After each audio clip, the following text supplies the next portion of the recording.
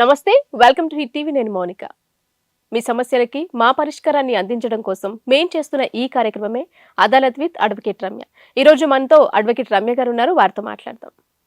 నమస్తే రమ్య గారు. నమస్తే రమ్య గారు, ఎప్పట్లాగానే వాళ్ళ సమస్యలు తెలియజేయడానికి ఒక కాలర్ లైన్ లో ఉన్నారు, వారితో మాట్లాడదాం. షూర్ మౌనిక. హలో హలో అమ్మ, నమస్తే అమ్మా. మీ పేరు? చంద్రిక. చంద్రిక. ఎక్కడి నుంచి మాట్లాడుతున్నారండి? కర్ణాటక నుంచి మేడం, తుమ్కూరు. ఓకేనండి, రమ్య గారు ఉన్నారు, మాట్లాడండి. అమ్మా చంద్రిక, ఏంటమ్మా నీ ప్రాబ్లం? మేడం, నాకు పెండ్లై 10 సంవత్సరాలు అయ్యింది. నేను బెంగళూరులో ఉండి మా ఆయనతోటేనే.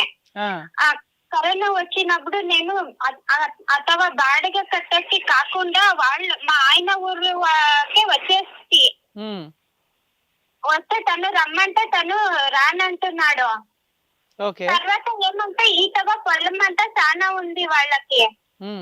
ఇప్పుడు ఏమంటే నేను అంతా అమ్మేసుకుంటాను అంటున్నాడు. అది ఎలా కుదురుతుంది? నేను నీతోనే ఉంటాను అంటే తను చాలా డ్రింక్స్ చేసేవాడు. 15 సంవత్సరాలు అంతా నేనే తనని చూసుకున్నాను, ఎప్పుడు తను చూసుకోలేదు. ఆయన మా అమ్మ తమ్ముడు. మా అమ్మ తమ్ముడికి ఇచ్చి పెళ్లి చేసి, అంటే మా అమ్మ వాళ్ళకి అంత పెళ్లికి ముందు తెలీదు. తాకుతాడని తెలుసు, చాలా తాకుతాడని తెలీదు. తర్వాత ఇదంతా చాలా అప్పులు చేసి పారిపోయిండేవాడు బెంగళూరుకి. అథవా పెళ్లి చేసుకోనేనని. ఇప్పుడు తన అప్పులన్నీ మేము తీర్చేసి ఇక్కడికి వచ్చి ఊరికి. ఇప్పుడు తీర్చిన తర్వాత ఇప్పుడు కొన్నిమంతా అమ్మేస్తాను, ఏమి ఇచ్చేలేదు అంటా ఉన్నారు. కరోనా టైం అప్పుడు మాత్రమే నేను వచ్చింది వాళ్ళ ఊరికి, వచ్చి వాళ్ళ ఇంట్లోనే ఉన్నాను, మా అత్త వాళ్ళ ఇంట్లోనే. కానీ ఇప్పుడు నా మరిది ఏమంటున్నాడంటే నీ సైన్ ఏమొద్దు, అంతా అమ్మే ఇచ్చేదానికి నేను హెల్ప్ చేస్తాను అన్నయ్యకి అని చెప్తా ఉన్నారు మేడం. అమ్మా, మీ మ్యారేజ్ అయ్యి 15 ఏళ్ళు అయింది. అయ్యింది. మీరు వాళ్ళు చుట్టాలే? మా అమ్మ తమ్ముడు. మీ అమ్మకు సొంత తమ్ముడు. అంటే ఇప్పుడు ఎన్ని ఎకరాలు ఆస్తుందమ్మా? 11 ఎకరాలు ఆస్తుంది. 3 మగ పిల్లోళ్ళు, 6 ఆడపిల్లోళ్ళు. ఆడపిల్లలకి భాగం ఇచ్చినారు. మా ఆయనకి 3.5 ఎకరాలు పొలం వస్తుంది మేడం. వచ్చిందా, వస్తుందా, ఇంకా రావాలా? వాళ్ళ పేర్లకి చేసుకునే దానికి డబ్బులు కట్టిండారు మేడం. ఓకే, సరే. ఇప్పుడు మీ ఆయన పేరు మీద 3.5 ఎకరాలు రిజిస్ట్రేషన్ అయినాక మాట్లాడవచ్చు కదా. నువ్వు ఇప్పుడు ఎందుకు కంగారు పడుతున్నావు? అంటే వాళ్ళ తొట్లు అందరూ నా వైపు, మా పిన్నమ్మ వాళ్ళకి తెలుసు తను చాలా డ్రింక్స్ చేస్తాడు. ఇంట్లోనూ అంతా ఏమంటే అన్ముచారు ఉంటుంది కదా, దాంట్లోకి రీసెర్చ్ అంతా చేసేవాడు తాగేసి. అదంతా వాళ్ళకి. అతను ఏం పని చేస్తాడు, నువ్వేం పని చేస్తావమ్మా? నేను గార్మెంట్స్ కి పోతా ఉంటుంది బెంగళూరులో ఉన్నప్పుడు. కరోనా వచ్చినప్పుడు పర్లేదు కదా అని ఊరికి వచ్చేసిందాను. అప్పుడు మా ఆయన చెల్లెలు ఉండారు కదా, ఆయన ఇంకేం పనుకుపోతావు, నాకు స్టిచ్చింగ్ వస్తా ఉండే కదా, కటింగ్ నేర్పించే, బ్లౌజ్ డ్రెస్లు కుట్టే దానికి. నేను ఆ చిన్న అదే ఊర్లోనే, మా అత్త వాళ్ళ ఊర్లోనే అంగడి పెట్టుకొని ఉన్నాను. తను పోతా ఉండే పనుకు పోయినా సరే డబ్బులు ఇస్తే ఉండేవాడు కాదు. నేను డబ్బులు తీసుకొని వచ్చి బాడుగలు కట్టి రేషన్ అంతా తీసుకొని వచ్చి మిగిలిన డబ్బులు కూడా తీసుకొని వేసేవాడు తాగేదానికి. అంత తాగుతున్న అబ్బాయికి మీరు నిన్నెందుకు ఇచ్చి పెళ్లి చేశారమ్మా? చిన్నప్పటి నుంచి నీకు తెలిసినప్పటి నుంచి తాగుతున్నాడు. మీ అమ్మగారికి సొంత తమ్ముడు, అతని క్యారెక్టర్ తెలిసి నీ గొంతు ఎందుకు కోసింది మీ అమ్మ? మా అమ్మని అడిగితే అంటే వాడు ఫస్ట్ బాగానే ఉండే, తర్వాత ఇంత చెడిపోయాడని నాకు తెలీదు అని మా అమ్మ అంటుంది. అంటే మా చిన్నమ్మ వాళ్ళకి మా చిన్నమ్మ వాళ్ళకి అందరికి తెలుసు.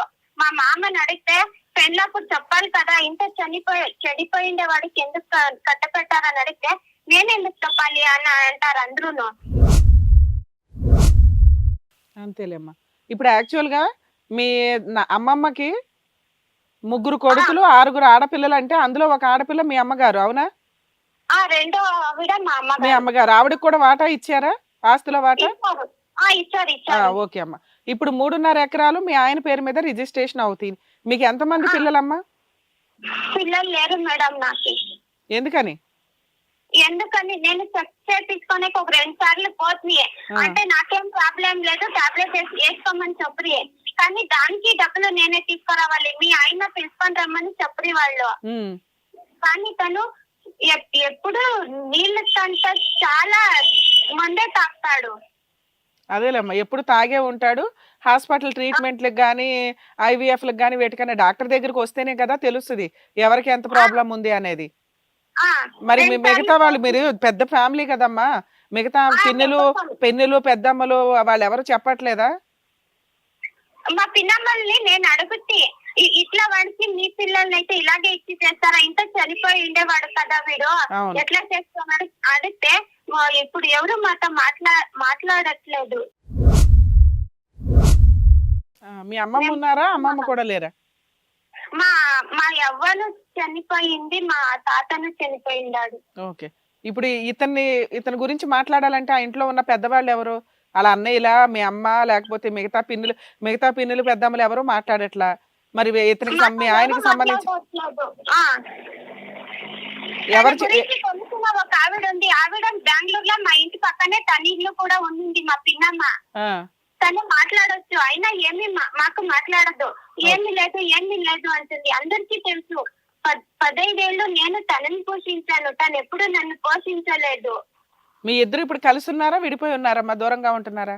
దూరంగా ఉన్నాం మేడం. కరోనా ఉన్నప్పటి నుంచి నేను వాళ్ళ ఊరికి వచ్చేసి కదా, బడకట్టే కాకుండా ఆ, తను ఇక్కడికి వస్తే అంత తాగేదానికి అయ్యేలే గీతవైతే.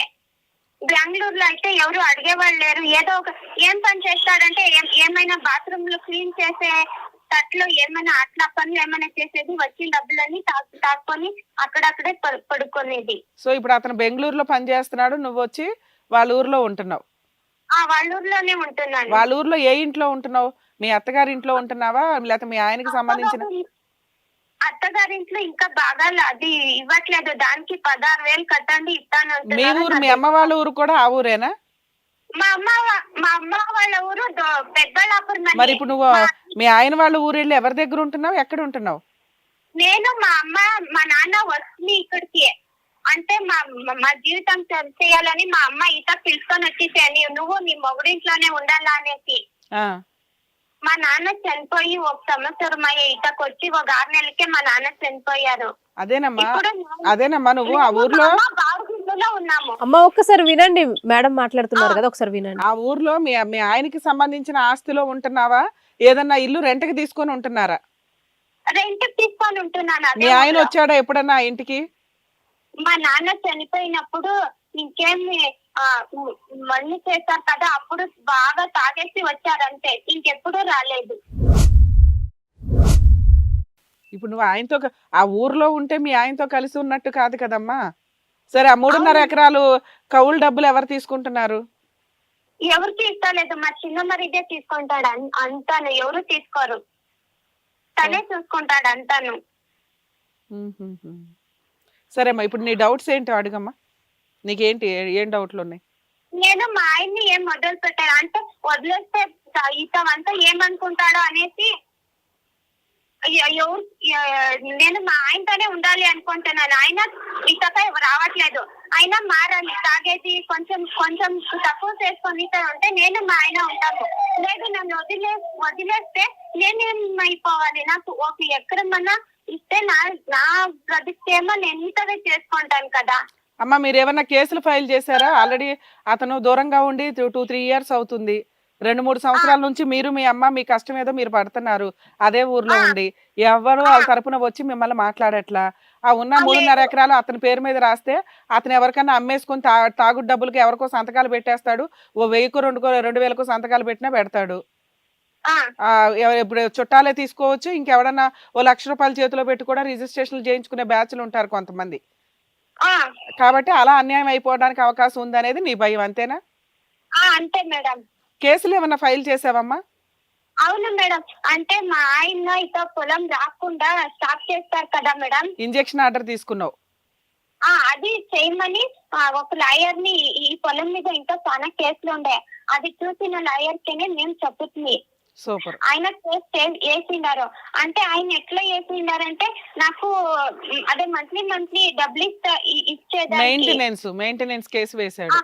మెయింటెనెన్స్ కేసులు వేసిండారు. ఆయన నాకు మెయింటెనెన్స్ ఇచ్చేంత తను సంపాదించాడు. పొలం అనే ఒక ఇంటి రావాలి, స్టే ఆర్డర్ వేసిందాం కదా, దాన్ని ఏమైనా అమ్మేదానికి పోతే మమ్మల్ని అడగతారు కదా అని అనుకుంటుంది. ఈ తర్వాత ఒకసారి వచ్చింది నోటీసు, అది వాళ్ళు ఈ ఊర్లో లేరు అనేసి మా చిన్నమామ వాపస్ పంపించేసిండారు. మాకు తెలీదు, వచ్చింది వెళ్ళిపోయింది తెలీదు. లాయర్ ఫోన్ చేస్తే ఇట్లా వాపస్ వచ్చింది అని చెప్పలేదు మేడం. ఓకే అమ్మా, మీరు కాసేపు సైలెంట్ ఉండండి అమ్మా, నేను మళ్ళీ మాట్లాడతాను మీతో.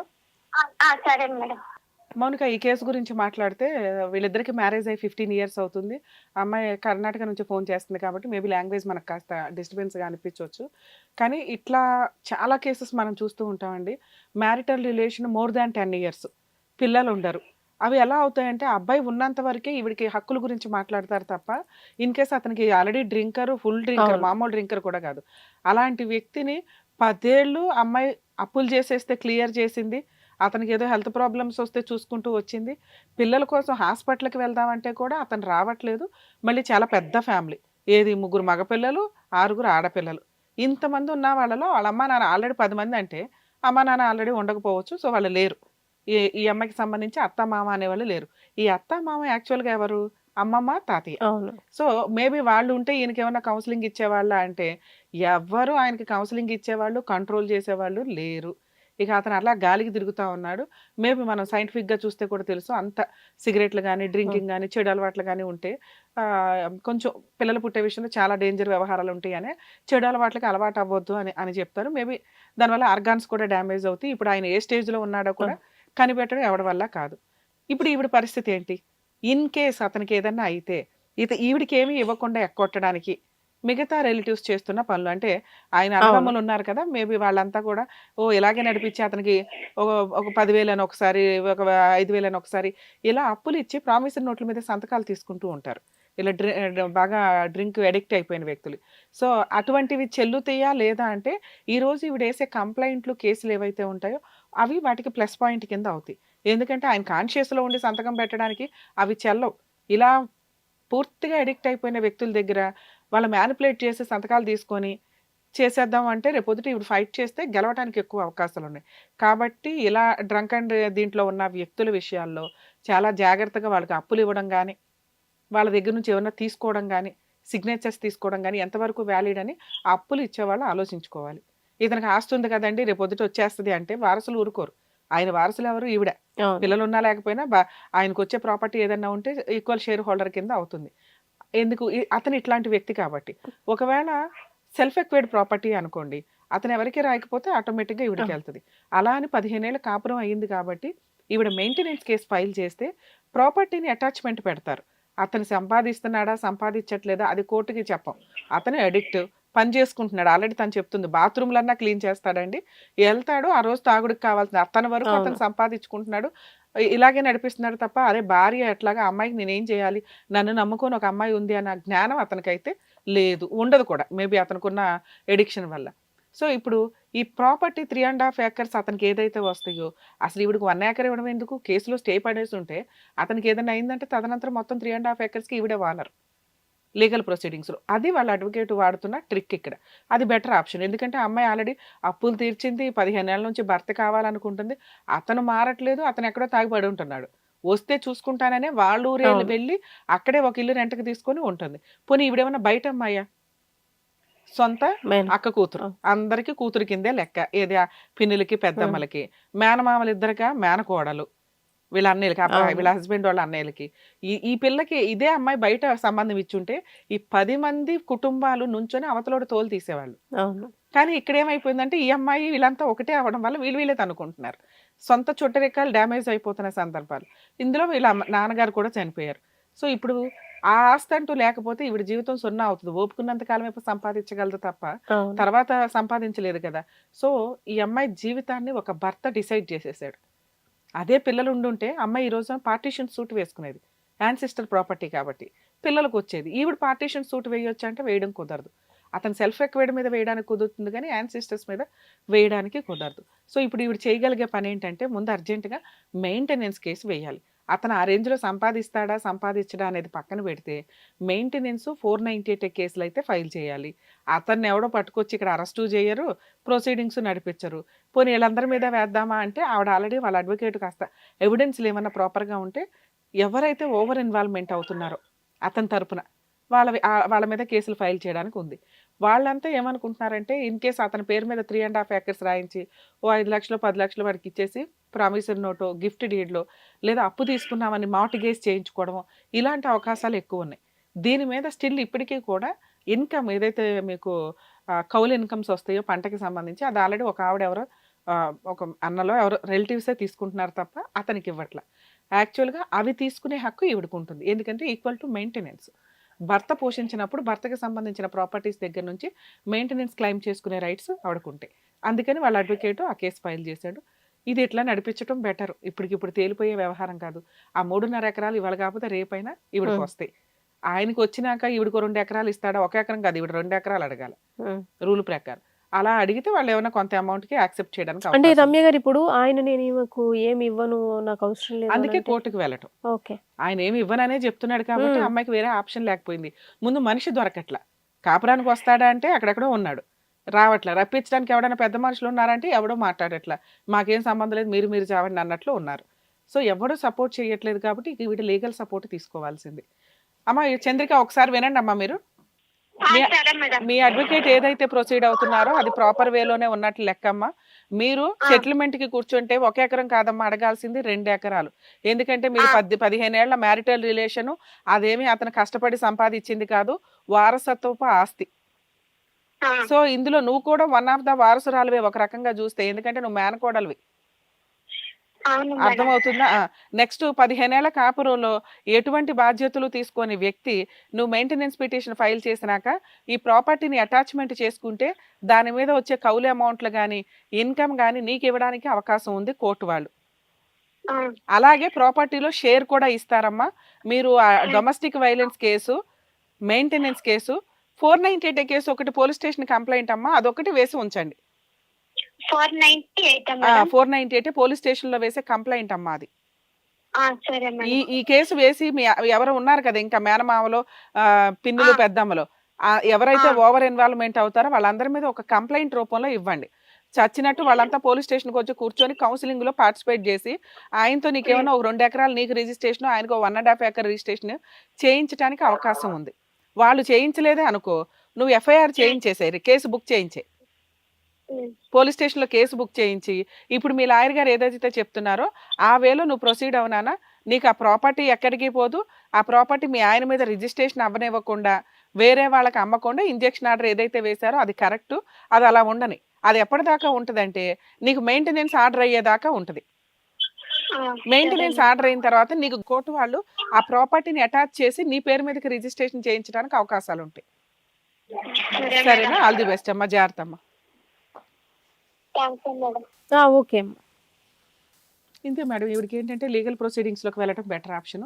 Marital relation below 5 years 3 years ఉండి ఏ రీజన్ లేకుండా విడిపోవడం వేరు. ఈవిడ ఆల్రెడీ భర్త కావాలనుకుంటుంది, నిలబెట్టుకోవడానికి చాలా ప్రయత్నాలు చేసింది.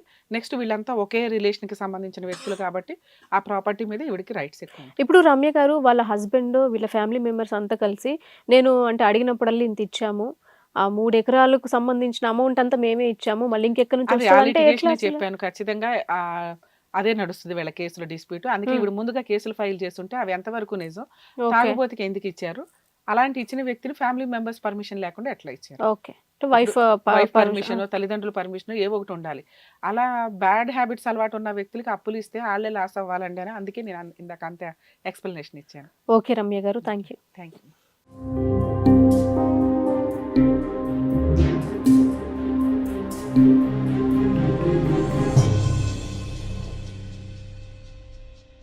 సమస్య లేని ఇల్లు ఉండదు, పరిష్కారం లేని సమస్య ఉండదు. బంధాలు గొప్పవి, బాధలు చిన్నవి.